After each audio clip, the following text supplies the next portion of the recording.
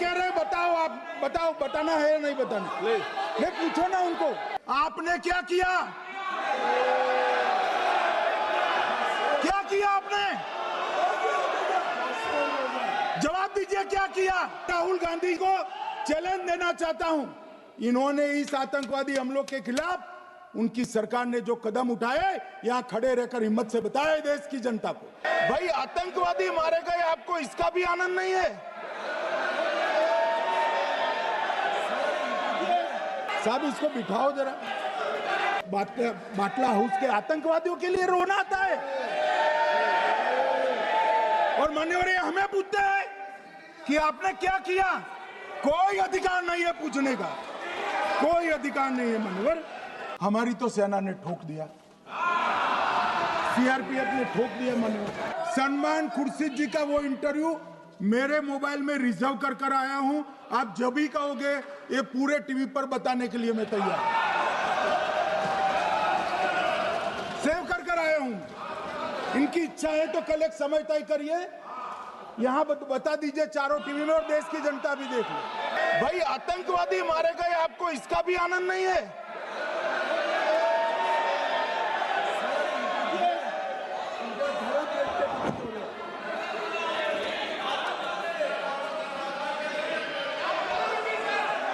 अखिलेश जी बैठ जाइए, मेरा पूरा जवाब सुनिए, आपका सब जवाब आ जाएगा। भाई आप आतंकवादियों का धर्म देखकर दुखी मत होइए।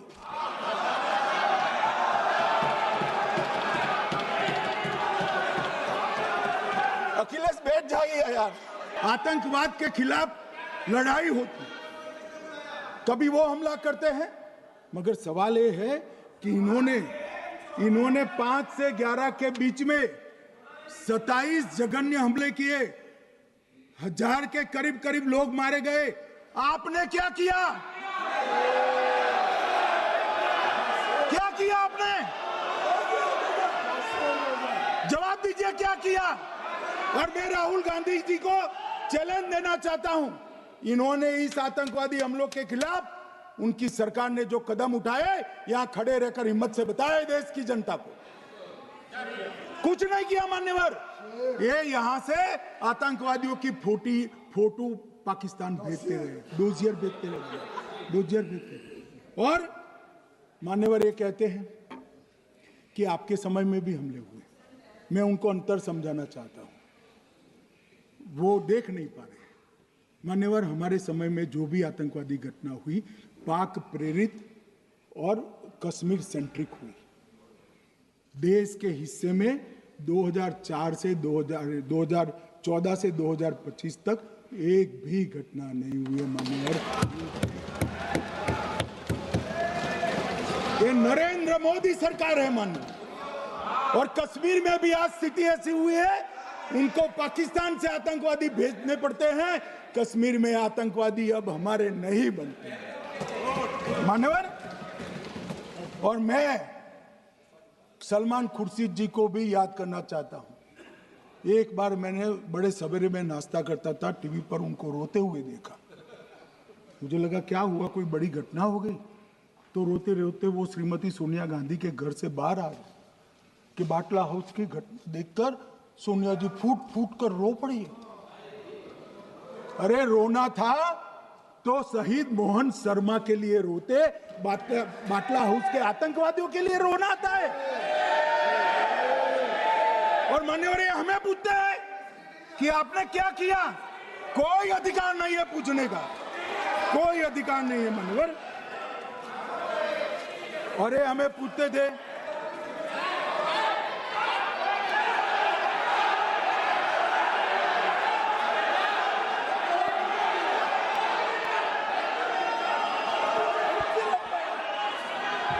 मान्यवर अभी 25% बाकी।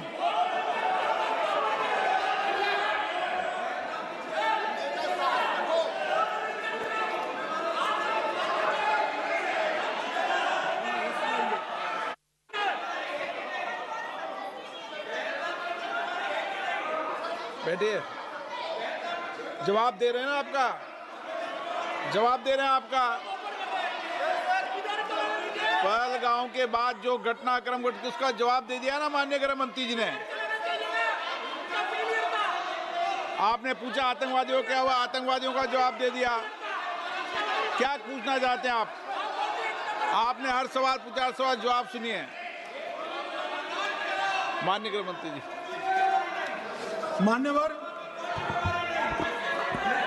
मान्यवर इन लोगों को कल ऐसा था कि ये जो बहसरन के गुनहगार है वो पाकिस्तान भाग गए, तो बड़े आवाज से पूछते थे भाग गए भाग गए भाग गए, गृह मंत्री क्या करता है, जिम्मेदारी ले।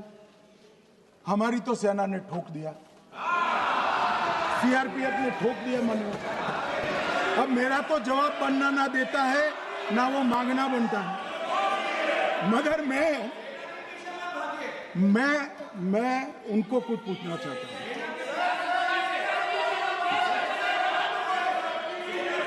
मान्यवर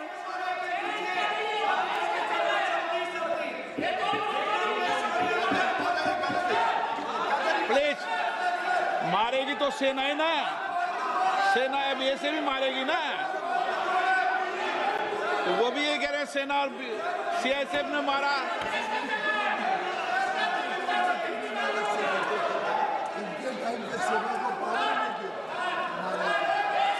मान्यवर ये कहते हैं, साहब इसको बिठाओ जरा।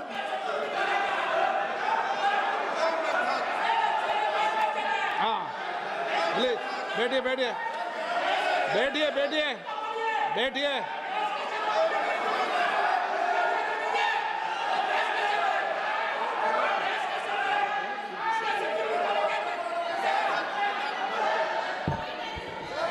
सबको मान्यवर ये लोग मुद्दा उठाना चाहते हैं तो जरूर उठाए।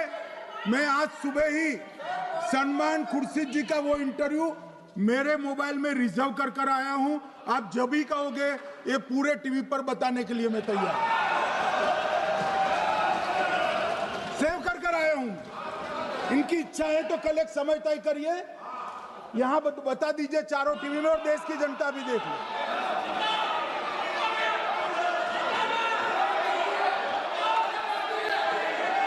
मान्यवर कह रहे हैं बताओ, आप बताओ, बताना है या नहीं बताना? ले पूछो ना उनको।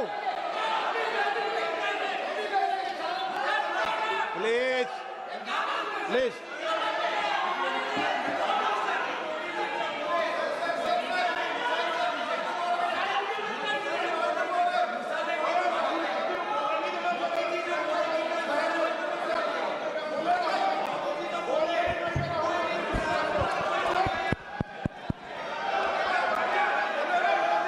बिट्टू बैठ जा। मान्यवर ये पूछ रहे थे कि क्यों भाग गए। अब मेरा समय काफी जाएगा, मैं जरा संक्षिप्त में कहता हूं, घटनाओं पर नहीं जाओ। दाऊद इब्राहिम कासकर 1986 में भागा, श्री राजीव गांधी की सरकार। सैयद सलाउद्दीन 93 में भागा, कांग्रेस की सरकार। टाइगर मेमन 93 में भागा, कांग्रेस की सरकार। अनीस इब्राहिम कासकर 93 में भागा, इनकी सरकार। रियाज भटकल 2007 में भागा, इनकी सरकार। इकबाल भटकर 2010 में भागा, इनकी सरकार। मिर्जा सादाब बेग 2009 में भागा, इनकी सरकार। अब मान्यवर मेरा तो जवाब मांग लिया, हमारे सुरक्षा बलों ने मेरा जवाब भी दे दिया, अब राहुल गांधी इसका जवाब दे।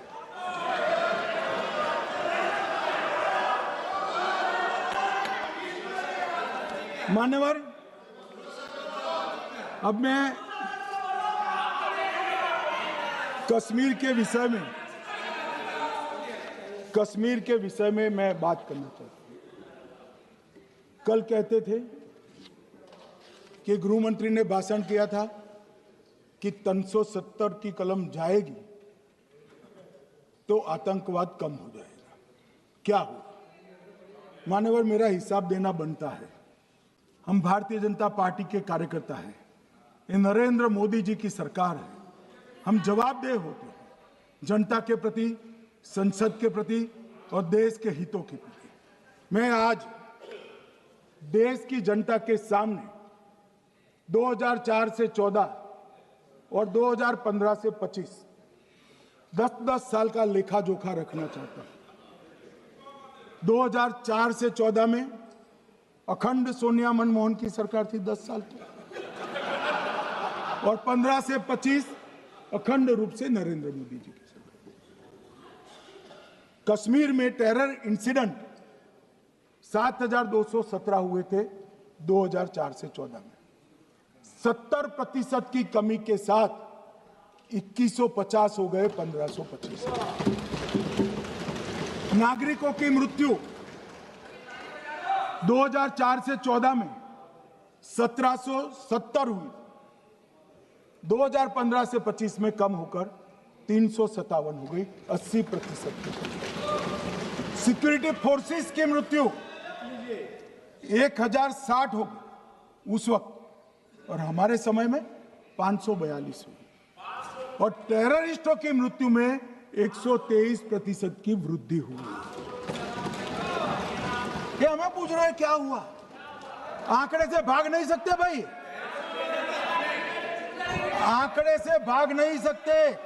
और अब मैं कहता हूं कि धारा 370 ने कश्मीर में आतंकवादी इकोसिस्टम को नष्ट कर दिया है, जिस धारा 370 को आपने इतने साल तक बचा कर। हमने जीरो टेरर प्लान बनाया है, एरिया डोमिनेशन प्लान बनाया है, मल्टी लेवल डिप्लॉयमेंट किया है, सुरक्षा जेलें बनाई हैं, 98% ट्रायल अब वीडियो पर हो रहे हैं। हमने संचार साधन बसाए हैं और 702 फोन विक्रेता जेल में डाले, 2667 सिम कार्ड बन गए। हमने एक जमाना था साहब 10-10 हजार लोगों के जनाजे निकलते थे, पूरे देश ने घटनाएं देखी होगी, बुरहान वानी मर गए, फला मर गए, ढिका मर गए, 10-10 हजार। अब जो मारा जाता है उसको वही दफना दिया जाता है। किसी भी आतंकवादी को उसका महिमा मंडन करने के लिए जनाजे की इजाजत नरेंद्र मोदी के शासन में नहीं। मान्यवर, आतंकवादियों के सगे वाले और समर्थक चुन चुन कर हमने नौकरियों से निकाले, पासपोर्ट रद्द कर दिए हैं, गवर्नमेंट कॉन्ट्रैक्ट रद्द कर दिए हैं, 75 से ज्यादा आतंकी समर्थकों को कोर्ट से ऑर्डर लेकर सरकार से बर्खास्त कर दिया गया है। बार काउंसिल उनके समर्थकों से भरी थी, सस्पेंड कर नया लोकप्रिय चुनाव हमने कराया है।